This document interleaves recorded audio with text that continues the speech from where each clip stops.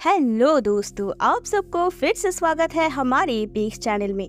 आज मैं एक्सप्लेन करने वाली हूँ एक नए isekai anime chilling in another world with level 2 super cheat power के बारे में।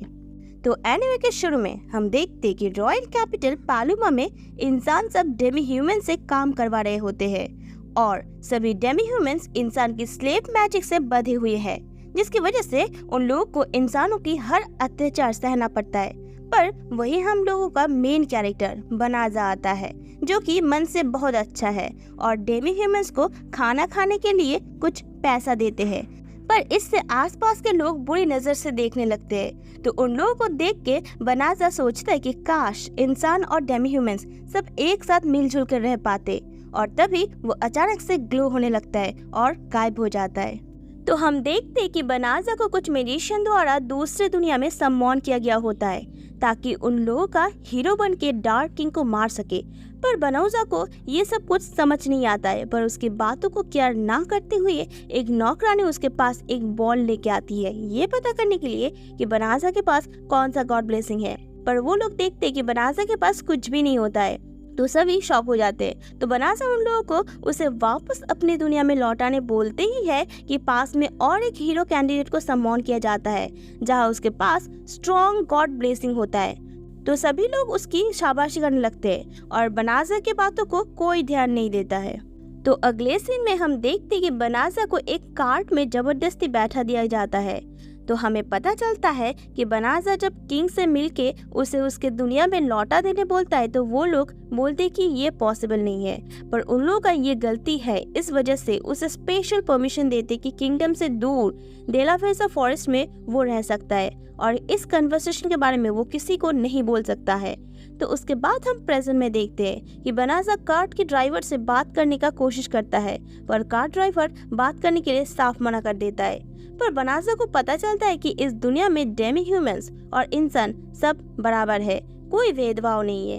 तो 20 दिनों के जर्नी के बाद आखिरकार बनाजा वहाँ डेलावेसा जंगल के सामने पहुँच जाता है। तो जाते जाते वो कार ड्राइवर किंग से दिए गए एक बॉटमलेस बैग देता है जहाँ कुछ पैसा होता है और कुछ खाना होता है, और कार ड्राइवर उसे वार्न करके जाता है कि जंगल में डार्क आर्मी हो सकता है, इसलिए अपनी जान बचाने के लिए वहाँ से भाग जाने बोलता है, और ये बोल के वो वहाँ से चला जाता है। तो उसके बाद बनाजा बॉटमलेस बैग से एक तलवार निकालता है जो कि किंग ने उसके लिए दिया है, और वो तलवार बहुत कमजोर होता है। पर तभी अचानक से स्लाइम उस पर हमला कर देता है, पर बनाजा जैसे तैसे वार से बच जाता है और स्लाइम को मार देता है। तो हम देखते हैं कि बनाजा के पास लेवल अप का नोटिफिकेशन आता है जहां वो लेवल 1 से 2 हो जाता है और उसका हर एक स्टैट्स इन्फिनिट हो जाता है। पर बनाजा को इन्फिनिट का साइन पता ना होने के कारण उसे समझ नहीं आता है कि वो कितना पावरफुल बन चुका है। तो जब बनाजा ऐसे ही चेक करता है कि उसके पास कितने मैजिक स्पेल है, तो उसे हर तरफ स्क्रीन का नोटिफिकेशन देख के दंग रह जाता है।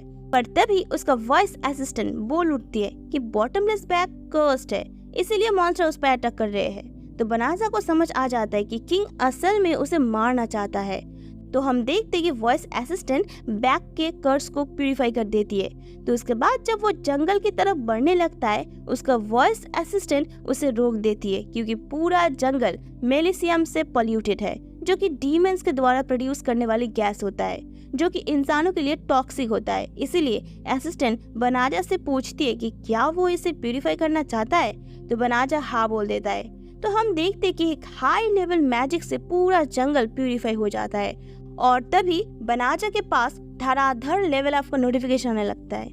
और इधर हम किंगडम में देखते हैं कि प्रिंसेस किंग से बात कर रही होती है कि किंग ने बनाजा के साथ बहुत गलत किया, पर किंग बोलता है कि इसे उसको कोई मतलब नहीं है। और तभी वहाँ एक ऑफिशियल आता है और किंग को बताता है कि डेलावेसा फॉरेस्ट के पास हाई लेवल हॉली प्यूरिफिकेशन मैजिक यूज करते हुए देखा गया है।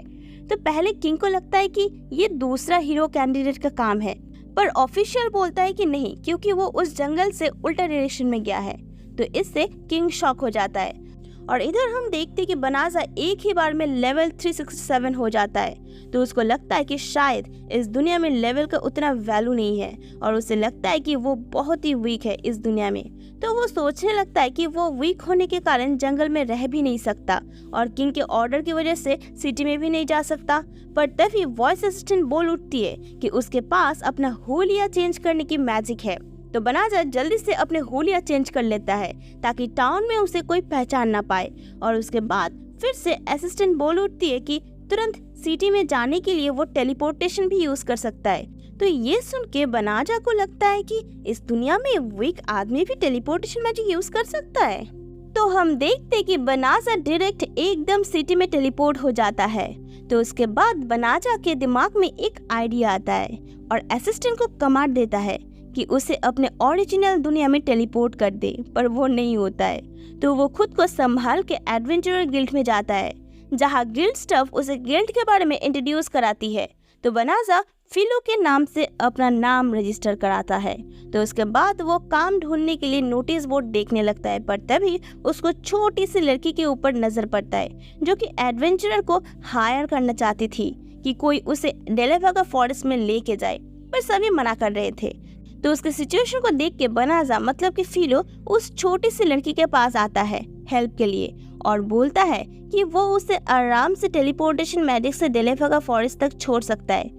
तो टेलीपोर्टेशन वर्ड सुन के आसपास का सभी एडवेंचरर शॉक हो जाते हैं। तो उन लोगों का रिएक्शन देख के बनाजा सोच में पड़ जाता है कि टेलीपोर्टेशन तो बहुत इजी मैजिक है, तो फिर क्यों ये लोग इतना ज्यादा रिएक्ट कर रहे हैं। और तभी वह बेलिरोसा और उसकी टीम आ जाती है जो कि इस किंगडम के नाइट होते हैं। तो बेलिरोसा बोलती है कि फिलो को देख के नहीं लगता कि वो इतना high level magic teleportation use कर सकता है, तो वो झूठ कह के क्या करना चाहता है। तो फिलो बोलता है कि अगर उन लोगों को भरोसा नहीं है तो वो लोग भी उसके साथ जा सकते हैं। तो ये सुन के सभी शॉक हो जाते हैं। तो हम देखते हैं कि फिलो, वो छोटी सी लड़की और बेलिरोसा की टीम एक कोने में आते हैं ताकि उन्हें कोई देख ना पाए और बेलिरोसा फिलो को टेलीपोर्टेशन मैजिक यूज करने बोलती है। तो हम देखते हैं कि फिलो उन सब को टेलीपोर्ट करके डेलेवागा फॉरेस्ट के पास लेके आता है। तो इसे बेलिरोसा को अपनी गलती समझ आता है और फिलो से माफी मांगती है उसके ऊपर शक करने के लिए। तो फिलो कहता है कि कोई बात नहीं। तो वो छोटी सी लड़की अचानक से चिल्ला के उठती है कि जंगल से मिलिशियम गायब हो गया है। तो फिलो बोलने ही चाहता है कि उसी ने प्यूरिफाई किया है। वॉइस असिस्टेंट उसे डीमन के सामने अपना प्यूरिफिकेशन मैजिक रिवील करने मना करती है। तो डीमन सुन के फिलो शॉक हो जाता है। तो बेलिरोसा सामने आती है और उसकी टीम उस छोटी सी लड़की पर अपना तलवार रख देता है और बोलती है कि उन लोगों को रिपोर्ट मिला एक अनजान लड़की सबको उसे डेलेवागा फॉरेस्ट लेके जाने बोल रही है ताकि वो अपने पेरेंट को बचा सके। पर ये बहुत संदेहजनक है क्योंकि डेलेवागा फॉरेस्ट में डीमंस के अलावा कोई इंसान नहीं रहता है। तो हम देखते कि वो लड़की हंसने लगती है और एक फनीर में बदल जाती है और बोलती है कि वो डीमन के 4 जनरल में एक जनरल है। तो हम देखते कि फनीर के द्वारा प्रोड्यूस की गई मेलिशियम की वजह से बेलिरोसा और उसकी टीम की हालत खराब हो जाता है। पर हम देखते कि फिलो का कुछ नहीं होता है। तो वो फनीर फिलो पर भी अटैक करने लगती है, पर फिलो उसके बारों से बचता रहता है और उसे एक आइडिया आता है। इसीलिए पहले वो बेलिरोसा और उसकी टीम को टेलीपोर्ट करके वापस सिटी भेज देता है और फनीर से फाइट करने के लिए अपने सारे मैजिक स्पेल से रेडी हो जाता है। और इसी के साथ ये एपिसोड यहीं पर खत्म हो जाता है। अगर आपको ये वीडियो पसंद आए तो लाइक कर दो, नहीं हो तो लाल बटन पर सब्सक्राइब कर दो और लाइट की जर्नी को फॉलो करने के लिए हमारे साथ बने रहो। तो फिर से मिलते हैं अगले वीडियो में, तब तक के लिए बाय बाय।